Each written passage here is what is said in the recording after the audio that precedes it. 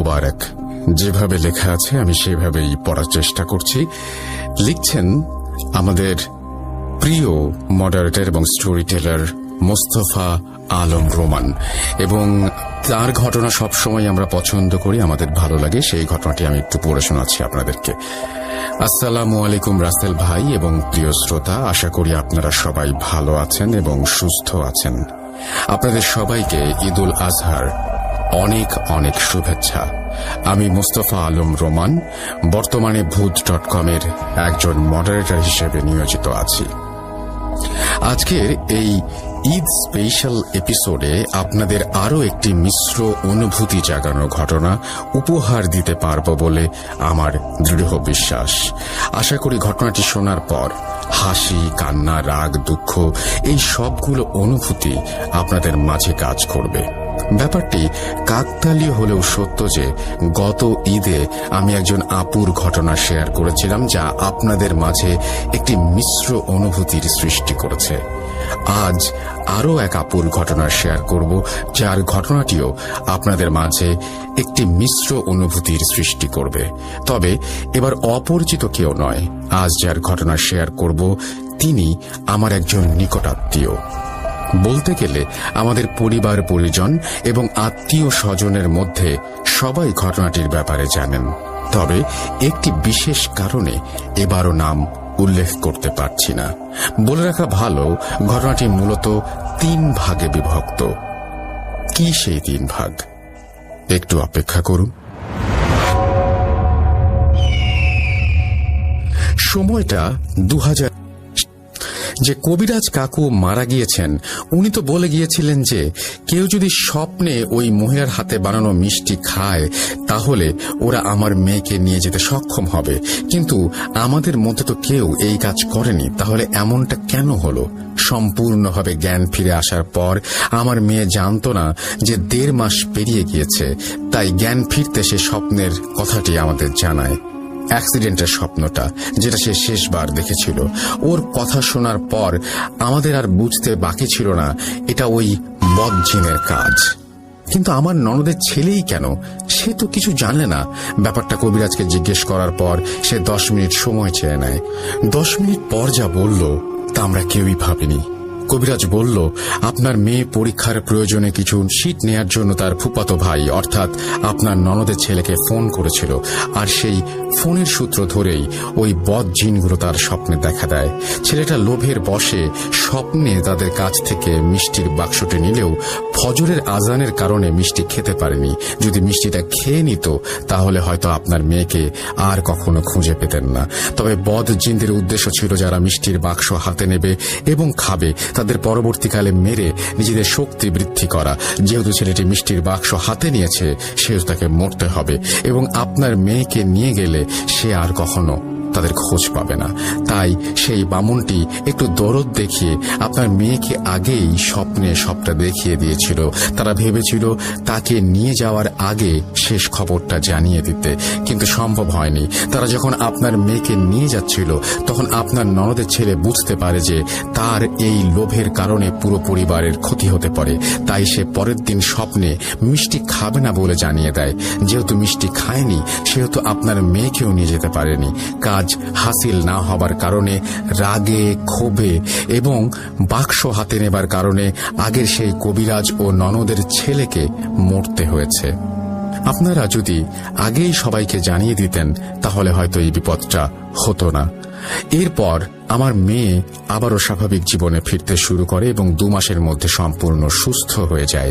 সেই 1.5 মাসের মধ্যে ঠিক এই ঘটনাগুলো ঘটেছিল। এই ঘটনা যদি অন্য কেউ বলতো বা ভূত FM বা ভূত.com এর কারো কাছ থেকে শুনতাম তাহলে হয়তো বিশ্বাস করতে সত্যিই কষ্ট হতো। কিন্তু এই ঘটনা আমার পরিবার ও আত্মীয় স্বজনের সবাই জানে এবং অনেকেই নিজে এই ঘটনার কিছু অংশের অংশীদার। তাই অবিশ্বাসের কোনো প্রশ্নই আসে না। কি ভাবছেন ঘটনা শেষ? আমিও এটাই ভেবেছিলাম, কিন্তু পরদিন সকালে আপু আমাকে চমকে দিয়ে আবারও একটা ঘটনা শোনান। আপনাদের মনে হয়তো এখন একটা প্রশ্ন রয়ে গেছে, আমি ঘটনার শুরুতে আমার আম্মুর ভয় পাওয়ার ব্যাপারটা কেন বললাম?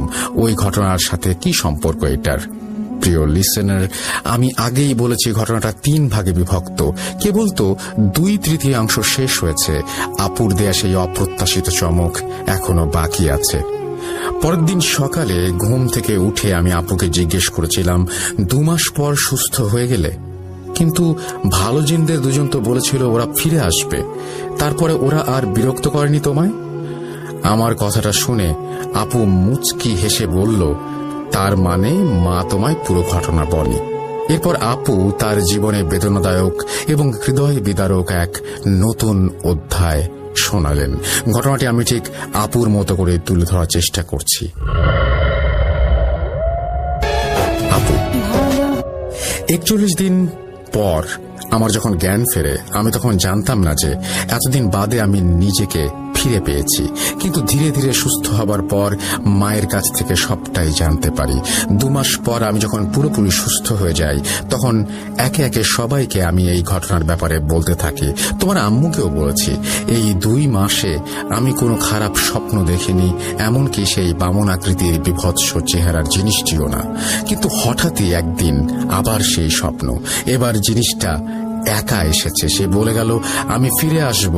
তুই তো আমার কাছে এলি না, তাই তোর এমন ক্ষতি আমি করব যা তুই কখনো ভুলতে পারবি না। তোর গর্ভে যদি কোনো সন্তান আসে, ছেলে সন্তান আসে, তাহলে ওই দিন আমি তোর জীবনে আবারও ফিরে আসব। এটা বলে সেই বিভৎস হাসি হাসতে হাসতে জিনিসটা বিদায় নেয়। আমি আমার শ্বশুর বাড়ির সবাইকে এবং মাকে এই স্বপ্নের ব্যাপারে জানালে তারা বলে, আমরা আসলে তোকে জানাইনি যে জিনিসটা তোর জীবনে আবার ফিরে আসবে। সেটা জানলে হয়তো তুই ভয়ে থাকতি আর সুস্থ হতে আরো অনেক বেশি সময় লাগতো। যা হোক, এরপরে আমি কোনো স্বপ্ন দেখিনি। ঠিক 1 মাস পর একটা সুসংবাদ পাই, আমি মা হতে চলেছি। এটা একজন নারীর জীবনে যে কত বড় আনন্দের বিষয় তা বলে বোঝানো সম্ভব নয়। সবকিছু বেশ ভালোভাবেই চলছিল। কয়েক মাস পর জানতে পারি আমার গর্ভে ছেলে সন্তান রয়েছে। প্রথমে ব্যাপারটা শুনে সবাই খুব খুশি হলেও মুহূর্তের মধ্যে সবটা পরিবর্তিত হয়ে যায়। সবার চোখে মুখে চিন্তার ছাপ, কারণ ও বলেছিল ছেলে সন্তান গর্ভে আসলে ও ফিরে আসবে। তাই আমরা বড় একজন হুজুরের খোঁজ করতে থাকি, যিনি আমাদের এই বিপদ থেকে রক্ষা করতে পারবেন। কিন্তু সেরকম কাউকেই পাওয়া যাচ্ছিল না। ততদিন আমার ছেলে সন্তানের ব্যাপারে খবরটা আত্মীয়দের সবাই পেয়ে গিয়েছে এবং ছেলে সন্তান গর্ভে থাকাকালীন ওই জিনিসটাও যে ফিরে আসবে সেই খবরটাও সবাই জেনে গিয়েছিলেন। আর সবচেয়ে অদ্ভুত এবং ভয়ঙ্কর বিষয় হলো, আমি যাদের ফোন করে খবরটা দিয়েছি তাদের সবাই একই সময় একই স্বপ্ন দেখেছেন। ওই জিনিসটা তাদের স্বপ্নে গিয়ে বলেছে, আপনার ভাতিজি ভাগ্নি বোনকে আমি পছন্দ করতাম, কিন্তু তাকে পাইনি। তাই এই মুহূর্তে আপনাদের কাছে মাত্র একটি রাস্তা খোলা আছে। হয় ওকে আমাদের কাছে দিয়ে দিন এবং বাচ্চাটিকে রেখে দিন, না হয় বাচ্চাটাকে আমাদের কাছে দিয়ে ওকে আপনারা রেখে দিন। এটা বলেই সেই স্বপ্ন থেকে বিদায় নিয়েছিল। আর আমার বাচ্চা হবার আগ পর্যন্ত সবাই এই স্বপ্নটাই দেখেছে এবং মাঝে মাঝেই দেখেছে। 2009 সালে তুমি যখন খালামণির বাড়িতে বেড়াতে গিয়েছিলে, সেদিন আমি তোমার আম্মুকে ফোন করেছিলাম। আমি ফোন করার পর ওই রাতে তোমার আম্মু এবং খালামণি এই স্বপ্নটা দেখে। তাই পরের দিন তোমাকে সেখান থেকে নিয়ে চলে যায়। বাড়িতে ফিরেও সে মাঝে মাঝে স্বপ্নটা দেখে ভয় পেত আর আমাকে ফোন করে সবটা জানাতো। তুমি ছোট ছিলে, ভয় পেতে পারো ভেবে তোমাকে কিছু জানায়নি। তবে আজও হয়তো ভয়ের কারণটা এবং ঘুমের মধ্যে কেন ওভাবে চিৎকার করে উঠত তোমার আম্মু, সেই রহস্যটা জেনে গেলে। যা হোক, এবার আমার ঘটনায় আসি। ট্রান্সফারের কারণে আমার স্বামী তখন খুলনায় ছিলেন, তাই রাতে মাঝে মাঝে আমি একাই ঘুমাতাম। কখনো কখনো ঘুমের মধ্যে আমি পেটের ওপর ঠান্ডা চিকন হাতের স্পর্শ অনুভব করতাম, আবার কখনো কখনো মোটা লোমশ হাতের স্পর্শ, কিন্তু ঘুম থেকে উঠে কাউকেই দেখতে পেতাম না। এর বাইরে সেরকম কোনো সমস্যা হয়নি, দেখা দেয়নি। তবে প্রতি 2 সপ্তাহে যে ডাক্তারের কাছে চেকআপের জন্য যেতাম, তিনি একদিন আমাকে ফোন করে বললেন, মা, আমি তো একজন ডাক্তার, বিজ্ঞানে বিশ্বাসী, কিন্তু কদিন ধরে একটা বিষয় আমাকে খুব ভাবিয়ে তুলছে। গত 1 সপ্তাহ ধরে আমি একটা স্বপ্ন দেখছি, সেখানে অদ্ভুত একজন এসে আমাকে বলছে, হয় তোমাকে বাঁচাতে, না হয় তোমার সন্তানকে বাঁচাতে। আমার ডাক্তারি জীবনে এমনটা এর আগে কখনোই হয়নি। ব্যাপারটি কি? আমাকে একটু খুলে বলো তো।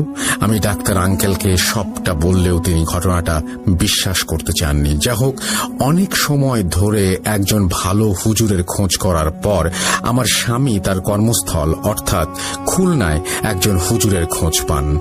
তিনি তাকে সবটা জানানোর পর সেই হুজুর আমাদের সাহায্য করার জন্য রাজি হন। তিনি আমার স্বামীর সাথে আমাদের বাড়িতে আসেন এবং আমাকে দেখেন, কিন্তু আমাকে দেখার পর তিনি বলেন অনেকটা দেরি হয়ে গিয়েছে, ওই জিনটা প্রচুর শক্তিশালী, একজনকে তো নিয়ে যাবেই, আর আমি যদি চেষ্টা করি তাহলে এক্ষেত্রে আমার মৃত্যু ঝুঁকি থেকে যাবে। হুজুর অনেক ভালো মানুষ হবার কারণে আমাদের একটা শর্ত দেন। তিনি বলেন, আমার পরিবার বলতে শুধু আমি আর আমার ছেলে এখন খুলনায় হাফিজিয়া মাদ্রাসায় পড়াশোনা করছে। যদি এই কাজটি করতে গিয়ে আমার মৃত্যু হয় তাহলে আমার সন্তানের দায়িত্ব আপনাদের নিতে হবে। আমাদের পুরো পরিবার তার শর্তে মুহূর্তের মধ্যে রাজি হয়ে যায়। তাই শেষ চেষ্টা স্বরূপ হুজুর আমার ডেলিভারির দিনটি বেছে নেন। তিনি বলেন, বিয়ের দিন যে গাছের নিচে তোমার গাড়ি থেমেছিল সেই গাছের চারপাশে কালো কাপড় দিয়ে ঘিরে দাও, আশপাশ থেকে বা ওপর থেকেও যেন কিছু দেখা না যায়। তোমার স্ত্রী যখন প্রসব বেদনা উঠবে তখন আমি আমার প্রয়োজনীয় জিনিসপত্র নিয়ে ওই গাছতলায় ছাউনির নিচে চলে যাব। আমি আমার সর্বোচ্চ চেষ্টা করব সেই জিনটিকে আটকে রাখতে। তোমার স্ত্রী বাচ্চা প্রসবের 15 মিনিটের মধ্যে যদি কারো কোনো ক্ষতি না হয় তাহলে বুঝে নেবে আমরা আমাদের কাজে সফল হয়েছি, নয়তো বাকিটা তোমরা বুঝতেই পারছো। আমরা হুজুরের কথা মতো সব কাজ আগে থেকেই সেরে রাখি। হুজুরও আমার ডেলিভারি সম্ভাব্য তারিখের 15 দিন আগে এসে আমার শ্বশুর বাড়িতে থাকতে শুরু করেন। যেদিন আমার প্রসব বেদনা আমি অনুভব করি সেই দিন আমাকে হাসপাতালে নিয়ে যাবার সময় আমার স্বামী হুজুরকে সবটা জানায়। তিনিও তার প্রয়োজনীয় জিনিসপত্র নিয়ে ছাউনির নিচে চলে যান। আমার ডেলিভারি সম্পন্ন হওয়ার পর আমি আমার ছেলে রোমান, আপনাকে অসংখ্য ধন্যবাদ। আমি জানি না যে আপনার আব্বু যখন এই ঘটনাটা শেয়ার করছেন, যদিও তিনি বলেছেন সেই জিনটি বলে গিয়েছিলেন যে সেই দুষ্ট জিনটি যে আর কখনো আমি আসবো না। হয়তো সেই কারণেই আপনি স্বপ্ন দেখেননি এবং যারা এই ঘটনাটি শুনছে তারাও স্বপ্ন দেখবেন না। না হলে হয়তো এই ঘটনাটি শোনার পরে রোমানও স্বপ্ন দেখতে শুরু করত। কি বিভৎস একটা স্বপ্ন, কি বিভৎস সেই মানুষগুলো অর্থাৎ সেই অবয়বগুলো যারা এসে স্বপ্নে এই নির্দেশনা দিত, এই সমস্ত বিষয় নিয়ে কথা বলতো। আমরা পৃথিবীতে এরকম অসংখ্য ঘটনা পাই যে ঘটনা ব্যাখ্যাতীত, যে ঘটনার কোনো ব্যাখ্যা খুঁজে পাওয়া যায় না। সেই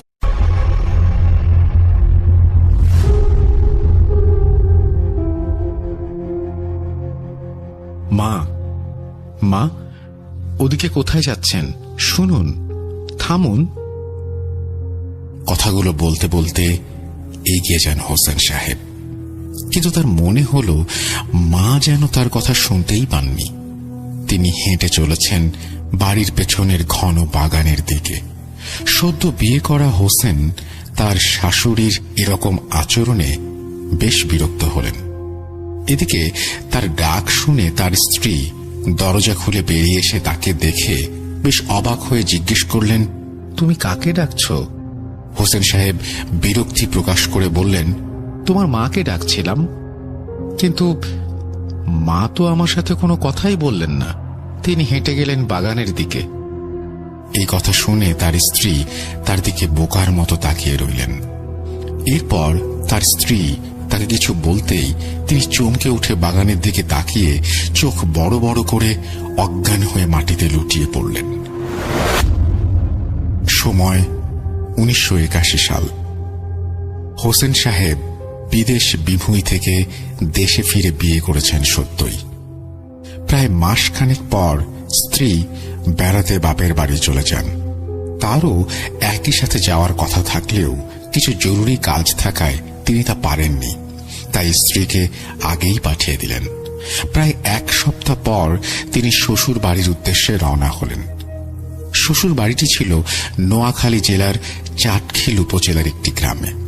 তখনকার যোগাযোগ ব্যবস্থা ততটা উন্নত ছিল না এবং এটা আমরা সবাই জানি।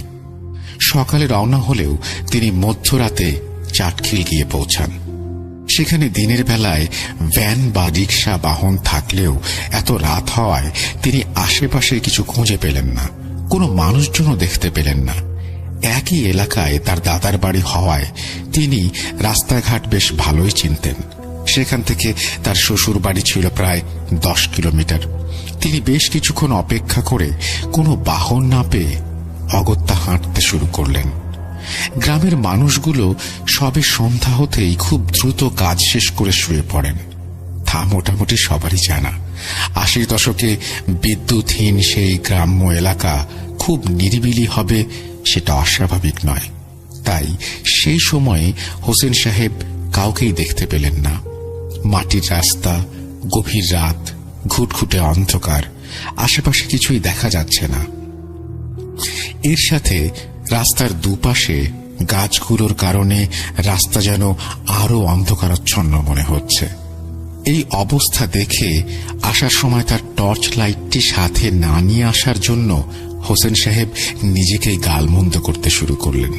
পকেট থেকে সিগারেট বের করে ধরালেন আর দেখে নিলেন কটা দেশলাই রয়েছে। গোটা বিশেক হবে, চলে যাবে মনে হয়, মনে মনে ভাবলেন তিনি। সিগারেটের ধোঁয়া ছাড়তে ছাড়তে চলতে শুরু করলেন। চারপাশে শুধু ঝিঁঝি পোকার ডাক, মাঝে মাঝে ব্যাঙ ডেকে ডেকে উঠছে।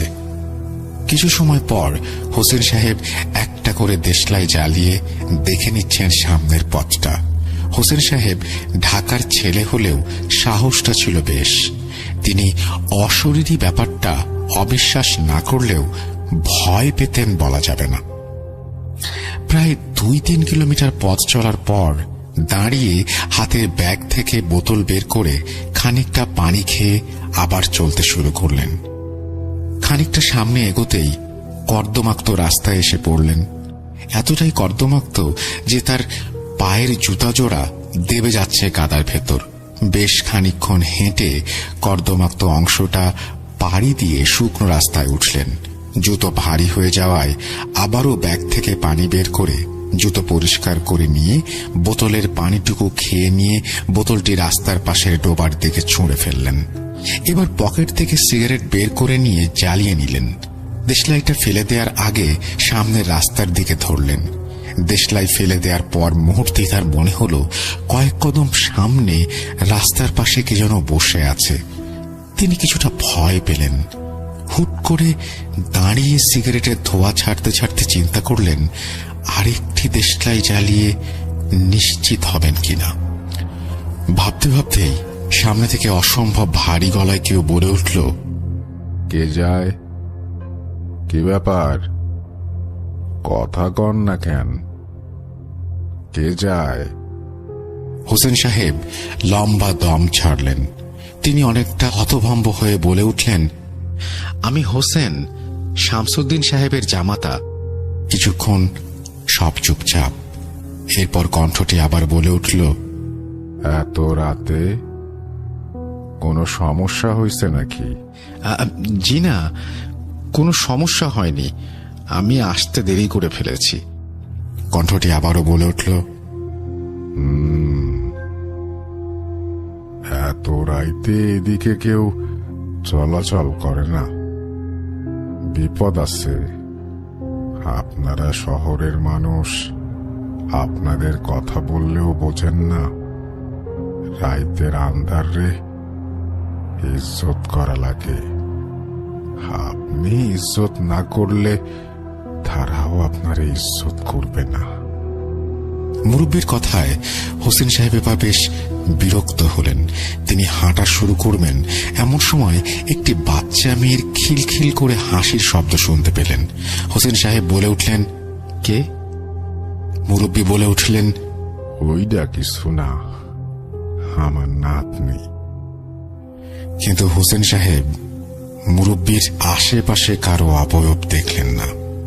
মুরব্বী বললেন, ভয় নাই, চলেন আপনারে আগায় দেই। আপনি আগায় যান, আমি পিছনে আছি। হোসেন সাহেব এবার অনেকটা আশ্বস্ত হয়ে হাঁটা শুরু করলেন। ভাবলেন ভালোই হলো, একজন সঙ্গী পাওয়া গেল। এদিকে হোসেন সাহেব আরেকটি সিগারেট ধরাতে গেলে মুরব্বী বলে উঠলেন, বিড়ি ধরায়েন না, বিড়ির গন্ধ আমি নিতে পারি না। হোসেন সাহেব আর কিছু না ভেবে সিগারেটটা পকেটে ঢুকিয়ে রাখলেন। মুরব্বীকে জিজ্ঞেস করলেন, মুরব্বীর বাড়ি কোথায়? মুরব্বী বললেন, যেইখান থেকে আইলাম তার পাশে। হোসেন সাহেব আবারও জিজ্ঞেস করলেন, কি কাজ করেন? মুরব্বী বললেন, খাস খাস বলতে ওই পথিকরে রাস্তা দেখাই। হোসেন সাহেব বললেন, বুঝলাম না। মুরব্বী এরপর বিড় করে কি সব বললেন। হোসেন সাহেব তার কিছুই বুঝলেন না, তবে প্রশ্নও আর করলেন না। ভাবলেন মুরব্বী হয়তো বলতে চান না। হঠাৎ সামনের গাছের আড়াল থেকে বিশাল এক কুকুর রাস্তার মাঝখানে এসে গড় গড় করতে শুরু করলো। কুকুরটার চোখগুলো জ্বলছে। হোসেন সাহেব দাঁড়িয়ে গেলেন। পেছন থেকে মুরব্বী বলে উঠলেন, বিরক্ত করিস না, উনি আমাদের মেহমান। তার কথা শুনে কুকুরটা কি বুঝলো কে জানে, সাথে সাথে কুই কুই করে মুরব্বীর সাথে হাঁটা শুরু করলো। হোসেন সাহেব বলে উঠলেন, আপনার পোষা নাকি? মুরব্বী বললেন, পোষাই, তবে সবগুলা না, ওইগুলারে নিয়েই ভয়। হোসেন সাহেব তার কথার কিছুই বুঝলেন না, কিন্তু আর কোনো কথাও বললেন না। পুরো রাস্তায় আর কোনো কথা হয়নি। হঠাৎ মুরব্বী বললেন, আর মাত্র 50 গজ সামনে গেলেই হাতের বামে শামসুদ্দিনের বাড়ি। একটা বিড়ি ধরায় চইলা যান, বাড়ি যাওয়ার আগে বিড়ি ফালায়েন না, যান। হোসেন সাহেব এমন কথায় অবাক হলেন, কিন্তু কিছু বললেন না। তিনি মুরব্বীকে ধন্যবাদ দিয়ে সিগারেট ধরিয়ে হাঁটা শুরু করলেন। ততক্ষণে মেঘের ফাঁকে চাঁদ ঢুকে দিচ্ছে। কয়েক কদম সামনে এগিয়ে পেছন ফিরে তাকাতেই তিনি দেখলেন মুরব্বী বা কুকুর কেউই নেই। চারিদিকে ফসলের মাঠ। এত তাড়াতাড়ি দুটি প্রাণী কোথায় গেল ভেবেই তিনি বেশ ভয় পেলেন। এবার তিনি জোরে জোরে হাঁটতে শুরু করলেন। বাড়ি থেকে 10 কদম আগে সিগারেট ফেলে দিলেন। তার শ্বশুর বাড়ির আশেপাশে অনেক দূর পর্যন্ত আর কোনো বাড়িঘর নেই। উঠোনটা চাঁদের আলোয় পরিষ্কার দেখা যাচ্ছে। তিনি দেখতে পেলেন উঠোনে সাদা শাড়ি পরে কি যেন কাপড় মেলে দিচ্ছে। কিছুটা এগোতেই তিনি দেখলেন তার শাশুড়ি মা কাপড় শুকাতে দিচ্ছেন। তিনি দূর থেকেই বলে উঠলেন, আসসালামু আলাইকুম মা, কেমন আছেন? কিন্তু তিনি দেখলেন মা উত্তর না দিয়ে বাড়ির পেছনের ঘন বাগানের দিকে চলে যাচ্ছেন। হোসেন সাহেব আবারও ডেকে উঠলেন, মা, ওদিকে যাচ্ছেন কেন? শুনুন, থামুন। কিন্তু তার শাশুড়ি থামলেন না। তিনি হেঁটে চললেন। এই ব্যবহার দেখে হোসেন সাহেব বিরক্ত হলেন। এদিকে তার ডাকাডাকির শব্দে তার স্ত্রী দরজা খুলে বেরিয়ে এলেন। এত রাতে স্বামীকে দেখে বেশ অবাকই হলেন আয়েশা। বলে উঠলেন, তুমি এত রাতে আর কাকে ডাকছ? হোসেন সাহেব এবার ভালো করে খেয়াল করলেন তার স্ত্রীর হাতে একটা দা ধরা। এবার হোসেন সাহেব বলে উঠলেন, মাকে ডাকছি। মা আমাকে দেখে বাগানের দিকে চলে গেলেন। আয়েশা বললেন, কি বলছো এসব? আম্মা তো দুদিন হলো নানা বাড়ি গেছেন, তিনি এত রাতে এখানে কিভাবে আসবেন? হোসেন সাহেবের কথা শুনে চমকে উঠে বাড়ির পেছনের দিকে তাকালেন। তিনি দেখলেন সে সাদা শাড়ি পরা অবয়বটি এখনো দাঁড়িয়ে। তিনি তাকানো মাত্র অবয়বটি ভয়ানক হাসি দিয়ে একটি কুকুরে পরিণত হল। চোখগুলো ভয়ানক লাল হয়ে জ্বলছে, গড় গড় শব্দে মুখ থেকে লালা গড়িয়ে পড়ছে। এই দৃশ্য দেখে হোসেন সাহেব অজ্ঞান হয়ে মাটিতে লুটিয়ে পড়লেন।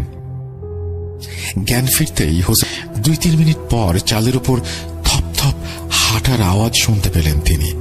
চালের এ মাথা থেকে ও মাথা কি যেন হেঁটে চলেছে। এর সাথে তিনি হঠাৎ শুনতে পেলেন গড় গড় আওয়াজ। রাগে যেন ফুঁসে উঠছে জন্তুটা।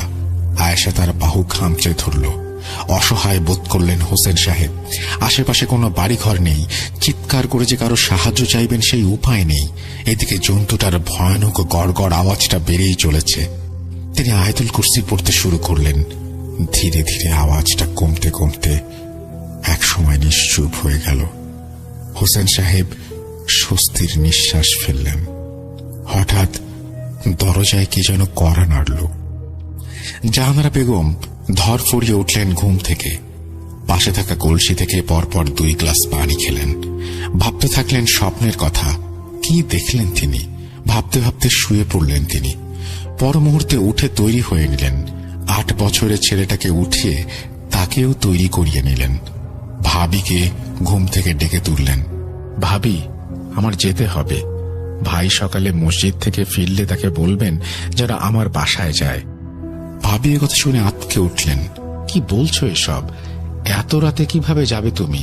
এখান থেকে 6 কিলোমিটার পথ। তুমি সকালে যেও। আর তাছাড়া কালই তো তোমার কাজ শেষ হয়ে যাওয়ার কথা।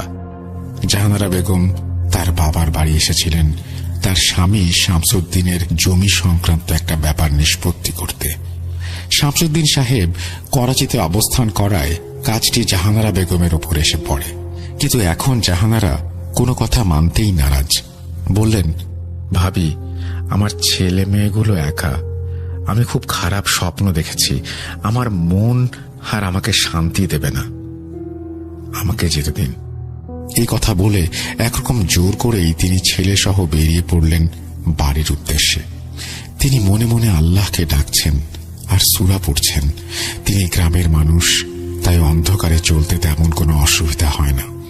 প্রায় মাঝামাঝি রাস্তায় আসার পর তাদের গ্রামে ঢোকার মুখে কালভার্টের সামনে এসে দাঁড়াতেই তিনি দেখলেন কি যেন নিচু কালভার্টের নিচে মাছ ধরছে। জাহানারা বেগমকে দেখেই ব্যক্তিটি বলে উঠল, কে? শামসুদ্দিনের বেগম নাকি?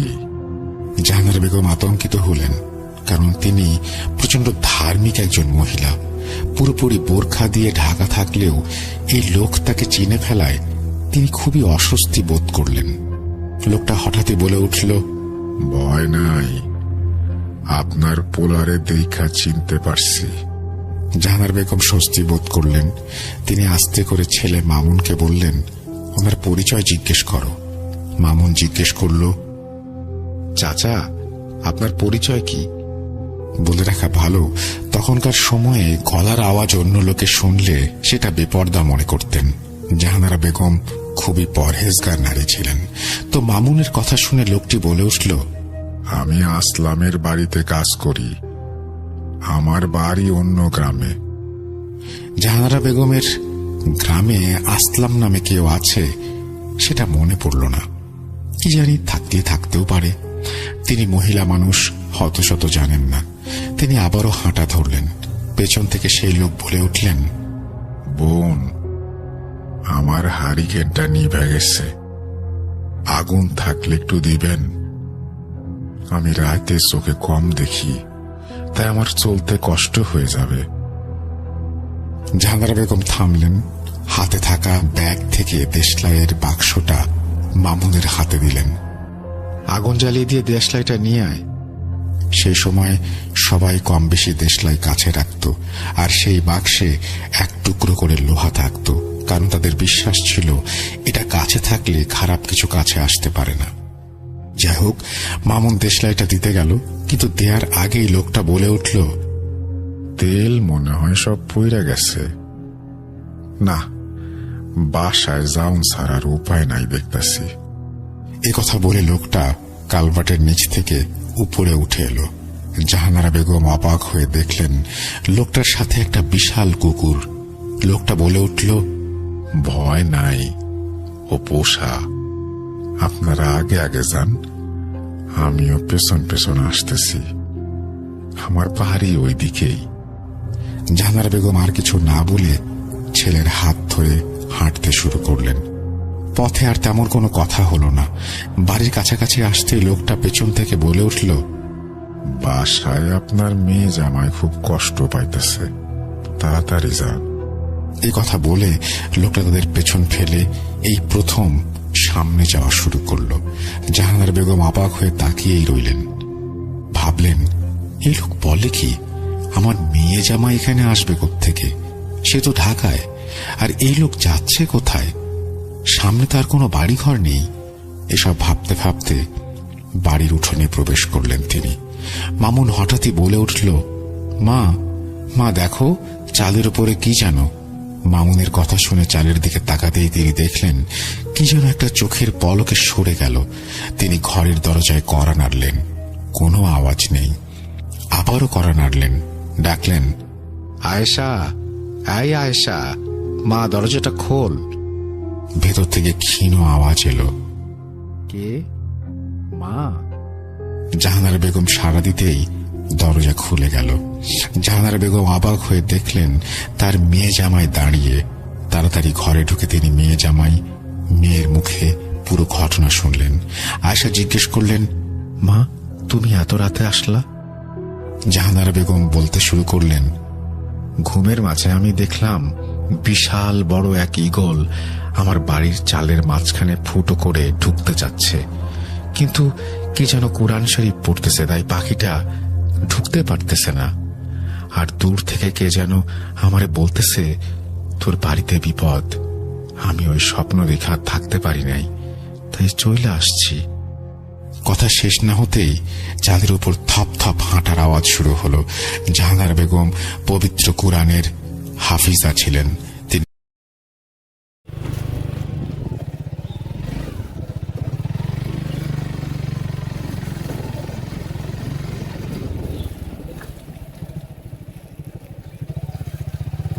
দুর্গম পরিবেশে